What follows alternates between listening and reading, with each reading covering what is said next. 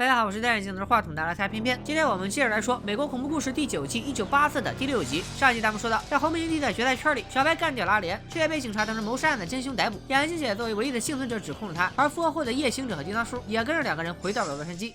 可能是被小白吊打了2次，很不爽。回到洛杉矶之后，夜行者立马就开启了杀戮模式，短短1年的时间就杀害了11个人。可是当助手的叮当叔看不下去了，他本来就不是个杀人狂，现在眼睁睁的看着夜行者滥杀无辜，自己却无能为力。秉承着眼不见心不烦的原则，叮当叔决定退团。但是请魔容易送魔难，夜行者提醒叮当叔，要不是撒旦出手，你现在还在红木营地里躺尸呢。现在认了撒旦当爹，就得好好替咱爹办事儿，光吃不练白拿好处，有你这么当儿子的吗？夜行者一番话把叮当叔怼得哑口无言，主动退团的路子行不通，他只好换一招。夜行者早就上了通缉名单。于是叮当叔趁着他去商店买东西的时候，向路人透露了夜行者的行踪。热情的洛杉矶群众立马给夜行者送进了警局。偏偏之前在图文里给大家科普过，夜行者的原型理查德·拉米雷兹在现实中也是1985年在洛杉矶的郊外被围观群众抓获。就是说，在这场全民抓犯人的活动中，美国警察倒成了旁观者。看到夜行者进了局子，叮当叔也终于如愿以偿，逃出了夜行者的魔掌。比起夜行者和叮当叔在洛杉矶稳稳当当，眼镜姐就风光多了。时间来到了1989年，从红木营地回来之后，眼镜姐用亡夫留下的遗产，用极低的价格买下了洛杉矶许多凶宅，把它们改造成了主题公园。借着1980年美国房价大规模上涨的东风，眼镜姐发了一笔横财，而且还再婚了。她的新一任老公也是咱们的老朋友，居然是被她亲手捅死的特长哥，这是咋回事呢？原来当年在红木营地里，特长哥侥幸躲过了致命伤，捡回了一条命。但他知道眼镜姐有钱有势，就算去告诉警方事情的真相，也很难给他定罪，不如趁此机会敲他一笔钱。于是特长哥开门见山的跟眼镜姐谈条件，给我一笔钱，让你去开眼，只要钱到位，你就能脱罪。眼镜姐听到特长哥的条件，表示别说钱了，我人都可以给你，说着就要跟特长哥结婚。这是为啥呢？在这里给大家科普一下美国法律的配偶特权，其中一条叫做配偶作证特权，或者配偶免疫特权。通俗点讲，就是一个人犯了罪，这个人的配偶对他的指控是无效的，所以眼镜姐才会逼着特长哥和自己结婚，让红木营地的秘密烂在他的肚子里。特长哥也没想到眼镜姐居然来了这么一波骚操作，本来就想要点钱，结果还捡了个富婆。两个人结婚之后，开始频繁的上电视做采访，树立模范夫妻的人设，看着电视里虚伪的自己，特长哥气不打一处来。实际上在大众眼里，他不过就是个吃软饭的男人。眼镜姐从来不让他插手自己的生意，只把他当成一个很好用的成人玩具。气得特长哥整天想着要离婚。这天眼镜姐正准备玩玩具呢，助理突然上门带来了一个好消息：小白被警察带回洛杉矶之后，立刻以谋杀罪被关进了监狱。他进行了多次上诉，却都以失败告终，最后被判注射死刑。在执行死刑前的10天，小白被关押进专门收容重犯的监狱。一定是特别的缘分，他在这里居然见到了夜行者。仇人见面分外眼红，夜行者嘲笑小白目前的处境：你反杀技能再强有什么用呢？现在还不是在监狱里吃牢饭等死？小白无力反驳，自己上诉失败，等待他的只有死刑一条路。就在小白在牢房里准备接受自己命运的时候，脑海中突然传来了夜行者的声音。我们都知道夜行者是个挂逼，这个人能无限复活，一个小小的监狱怎么能关得住他呢？原来夜行者觉得小白很有杀人的天赋，又身披主角光环，自己2次都没有干掉他，所以想拉拢小白入伙。 My master thinks you have potential. He can protect you, even from death. All you have to do is say yes. 面对撒旦的诱惑，小白也给出了自己的答案。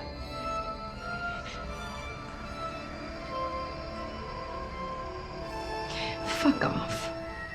小白不想为了活命成为一个没有道德和法律约束的杀人魔鬼，自然就拒绝了夜行者的请求。镜头转到红木营地这里，当年这个营地就已经被眼镜姐买下，现在被改造成了以谋杀为主题的公园。这时一个路人正在拍照，他来到码头，发现了正在晒太阳的阿莲，孤男寡女码头相遇，小伙子自然以为是迎来了一场艳遇。You wanna stick it in me, birthday boy? Oh God, yes. Me first.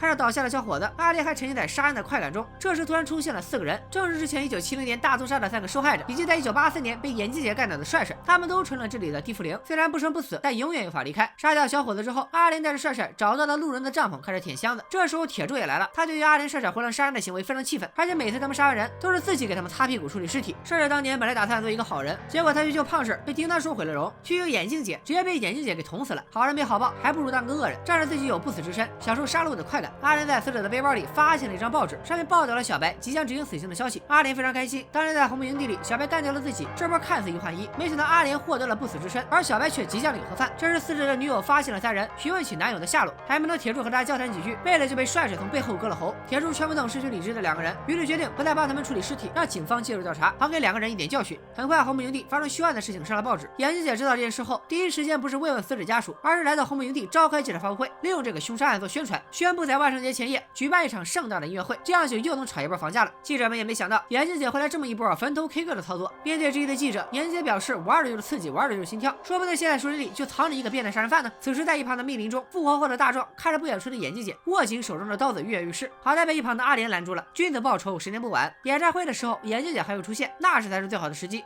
不久之后，叶星哲的情人也来到了监狱探望他，还带来了眼镜姐准备在红木营地开演唱会的消息。因为主唱嘉宾 Billy Idol 是叶星哲的偶像，这个 Billy Idol 历史上确有其人，当初是著名朋克乐队 Generation X 的主唱。1981年乐队解散后，他只身来到纽约，之后他的专辑 Reborn 要受到狂人的追捧。到了1985年，这张专辑仅在美国就售出200万张，他也一跃成为摇滚青年的偶像。叶星哲知道了红木营地即将举行音乐会，还有自己的偶像参加，他会采取怎样的行动呢？与此同时，执行注射死刑的日子到了，小白被押往注射室，叶星哲继续安利自己的干爹撒旦，小白依旧以终止回应。看到小白即将被处以死刑，叶星哲回到牢房开始发功，他在监狱的地上用鲜血画出这个倒舞王星，在中央放上报道红木营地音乐会的报纸，随后再来一旁向撒旦索求力量。这里简单给大家科普一下，这个仪式叫黑弥撒，与正统天主教的弥撒互为对立。实际上黑弥撒也并非撒旦教发明，同样是基督教杜撰的产物。黑弥撒最早是来自14世纪的法国，那会儿圣殿骑士团富可敌国，法国国王菲利普4世忧心忡忡，为消灭这股势力，菲利普4世决定动用教会，随后教会便给了这些骑士一系列莫须有的罪名，从而制衡骑士团的势力。回到剧情，叶星的做法难道是要救小白吗？在注射室外，眼镜姐和大壮哥也来到现场观刑。面对指控自己的眼镜姐，小白向他发出了诅咒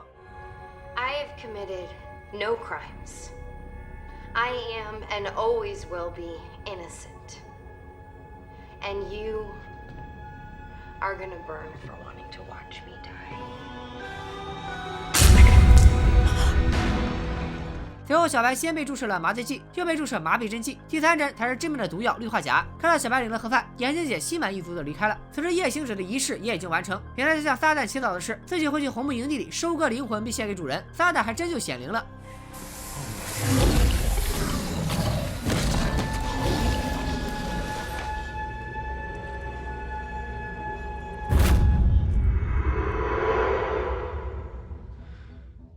狱警给夜行者打开了牢门，夜行者就这样大摇大摆地离开了监狱。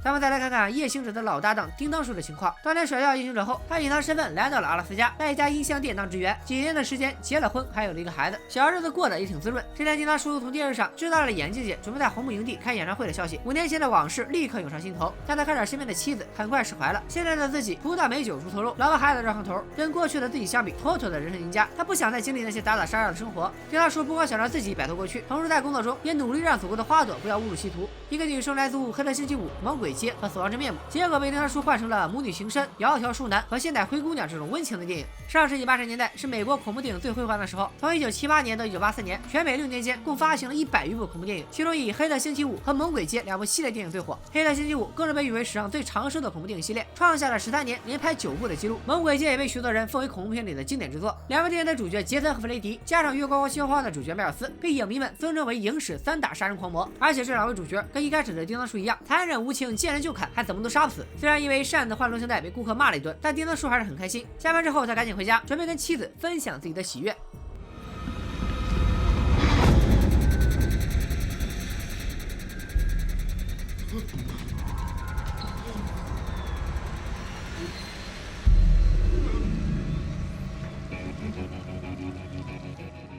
随后，叮当叔找到了还在哭喊的孩子，婴儿车放着一张报纸，上面用血写着一句话：“撒旦会来复仇的。”叮当叔翻到报纸背后，上面报道的正是红木营地举行音乐会的消息。果然，编剧不会让大杀器叮当叔安心过日子。根据婴儿车里留下的字条，叮当叔的老婆8成是夜行者杀的。作为撒旦的门徒，夜行者拥有各种外挂能力，还能看透人心，估计找到叮当叔的家人也不难。叮当叔只想隐姓埋名过平淡的日子，但自己的妻子却因此而死。看着婴儿车里的儿子，叮当叔决定用自己的方式去保护他。他把儿子托付给了自己的小姨子照顾，然后披挂上阵，走上了复仇之路。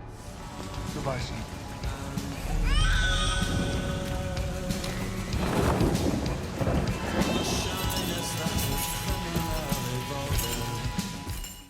本集最后，我们再把镜头给到小白这里。小白的尸体被蒙面的神秘人推到了另一个房间，看着已经咽了气的小白，神秘人又给他注射了一种药物，居然让他奇迹般的苏醒了。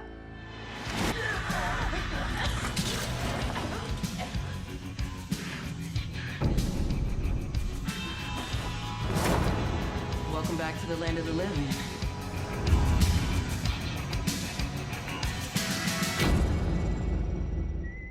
以上就是《美恐1984》第6集的内容，所有角色准备重新在红木营地集结。看来下一集即将再次上演营地大逃杀，重出江湖的叮当叔和死里逃生的小白，要如何向他们的仇人复仇呢？本期视频转发过2000，下周继续为大家解说《美恐1984》的第7集。拜了个拜。